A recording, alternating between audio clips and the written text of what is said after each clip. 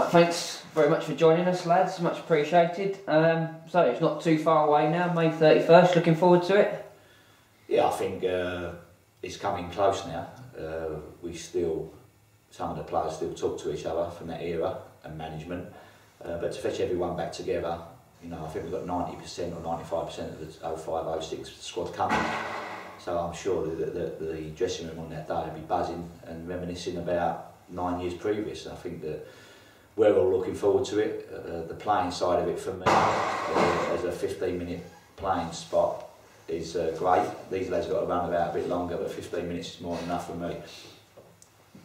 So yeah, 15. Yeah, 15. John, yourself as well? Yeah, no, I mean, I've spoken to all the boys, sorting tickets out and kits and all things like that, and everyone from Ling all the way through are just so excited just to get back together, get in the change room. The band will just, you know, be the same as it was 9 years ago, and then to pull the shirt on again and get out there and play probably one last time together. So it'll be, it's exciting, very exciting. And Joe, is it scary to think it's 9 years ago? Yeah, I think that's the thing for me. The nerves are kicking in, and I mean, it was good playing in front of all them people, but to do it 2 stone heavier than I was 10 years ago, 9 years ago, the nerves are getting there a bit. In terms of training wise, you all keeping trim, are you? Or trying to? Trying to do a bit. Obviously you don't want to embarrass yourself out there, so you've got to do a little bit, and hopefully it'll be enough. In terms of the opposition as well, you're confident you can get one over them? Their team's coming together. They've got a few good players. You know, the ex-pros look decent, and some of them are still playing. So it's going to be, I think, quite a competitive game.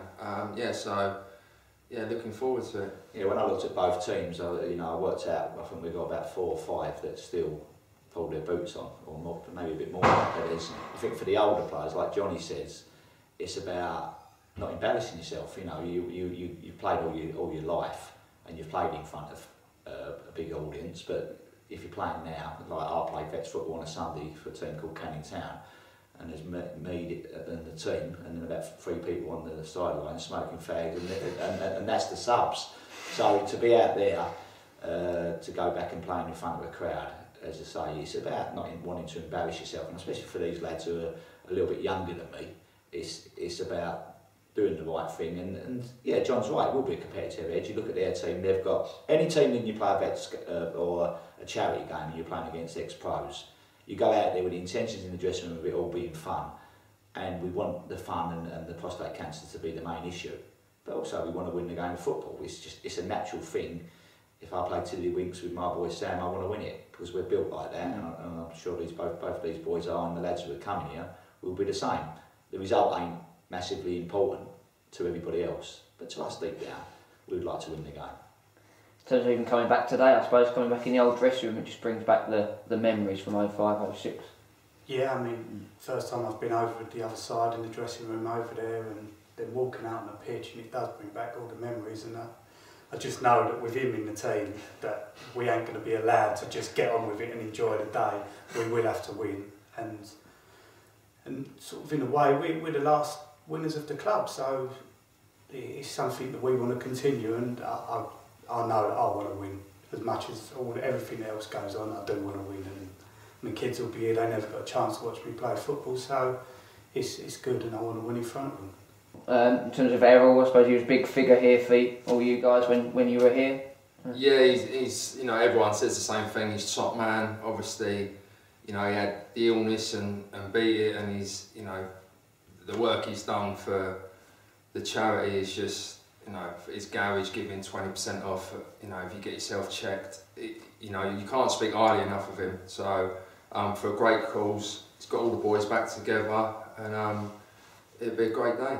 You're all sort of reunited again, isn't it? It must be a nice feeling, though, after so long apart. Yeah, I think we've done it here, like looking at the staffing, we've got every staff member, apart from Dean Smith, who's coming back. Dean's a football manager, everyone knows, and he's got a family holiday to fit in during the summer, so we can understand Dean's remit, but everybody else, from the physio to the masser, kit man Sandy Risley, who's 80 now, who's also had a battle with cancer and come through it. So I just think when we go in there, and John's right with Errol, he was always there to help. Whatever it was, he was just there to him. For the youth team, he drives them everywhere. I can remember when I first went as a youth coach here back in 2000, and at the time I was still playing for Purfleet, and my remit for Purfleet was if I got there by 2:45, I would start. If I got there after 2:45, I'll start as sub. But Errol used to fetch the boys over to the game. Then I could shoot off in the car and play the game. And he just everything. If you see a little crack appearing in your structure of what was going on, Errol filled the crack, and he's Errol. I went over to the Acne garage with Redknapp and Barry Earn and myself and Errol, and you just think, going to be one cameraman and the press, and it was like people everywhere, and then everybody come from all around Acne. But if you go and stay in Errol's garage, where I still take my car because he does it for nothing. You go there, and every person, it's fine. Every person you go past there, speak to him. Speak to him. He is, a one-off, and he's faultless, and he's gonna. There's a little bit of a surprise for him.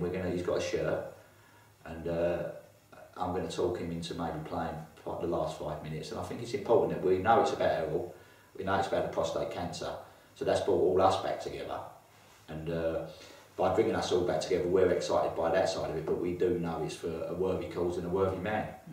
You're raising money, but it's also about raising awareness as well, isn't it? Yeah, I'm a bit closer to the test, which I'm really looking forward to, the prostate test at 50. I'm only 14 months or 16 months away from my 50th birthday. But I will have it done because the simple fact is, Errol won't let me not have it done. And it would take 20% off my car bills, which is nothing. So he'll actually owe me money when I go there. Let's be fair, 1 in 7 white men suffer from it, 1 in 4 black men. There's no understanding why it is so high for black men, but it's important for anyone over 50, because if you get it early, then it's a very curable disease. It's unfortunate we haven't Adam Tan here for the day because he had testicular cancer at the time, and we went through that as a unit, as a club, for that side of it. So we've been touched by it, and I think every club you go through, whether it's the player or the player's parents or someone the player knows, we know that prostate cancer and cancer as a overall is a very dangerous disease, but if you get it early, it's very curable nowadays. Nice to have a packed crowd as well. Hopefully, yeah. Everyone's talking about it. I've been back here a couple of games, and they're looking forward to something, positive in their season. They've had a relegation, and basically we're the light at the end of the tunnel. So hopefully they'll come out in their hundreds and thousands. Hopefully. In terms of, there's a couple of other sort of members not from the 05-06 team in there, like Super Kev, and there's a couple of others as well in there as well, isn't there? Yeah, we tried to take someone from each decade. So we've got Peter Kitchen from the 70s that's going to play for the last 15 minutes. We've got Alan Comfort. I'm trying to get a bit more from Alan in terms of time scale from the 80s. We've got Wim Walsharts from the 90s, and then obviously us coming back together as the 2000s, and then from the current squad we've got Kev, who may be finished, maybe not finished. We don't really know now they're in League Two. It may change around for Kev, so that's an issue for the powers to be here. But Kev from the current squad, and Errol's I've requested my son to play as well from the 10s, I suppose, in terms of that he's a current youth team player at this football club. So we've tried to go across. We've got the 05-06 squad added with a few flavours, and Kitchen was big here, Comfort was big here, Walsharts was big here. Obviously the 5-6 team was big here, Super Kev was big here, and we hope Sam Ling will be big eventually. Looking forward to getting back and grilling them all.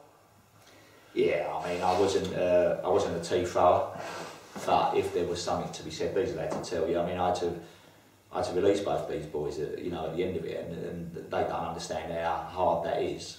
But it proves that I can sit and have a chat with Joe and John and still in contact with them. That decisions have to be made, and I wasn't scared of making decisions if I thought they were right. But we was such a big squad. Our dressing room, and he just said it, Joey, our dressing room was very easy for me and Dean Smith as a manager, because we had Johnny and Gary, that if the people didn't do it right in the dressing room, they would know from their peers. So that made my job a lot easier. But the title of manager describes what you do, you manage. So if you've got things going well underneath and it don't need touching, then don't have it. I mean, I can remember the season we went down, John, or nearly went down this after we went up. A couple of times I sent them down the pub to have a game of pool, and sometimes that is what's needed. It's management, you know. It's management. You don't keep blasting them in terms of training. You just get, you know, the characters you got in there, and we had a great group of characters in there. My job was the easiest job I ever had here was the successful team of that year, because it did so much for itself in terms of a unit of players and a unit of characters. It made managing them easy. It'll feel like you've never been away with it on the day, do you feel?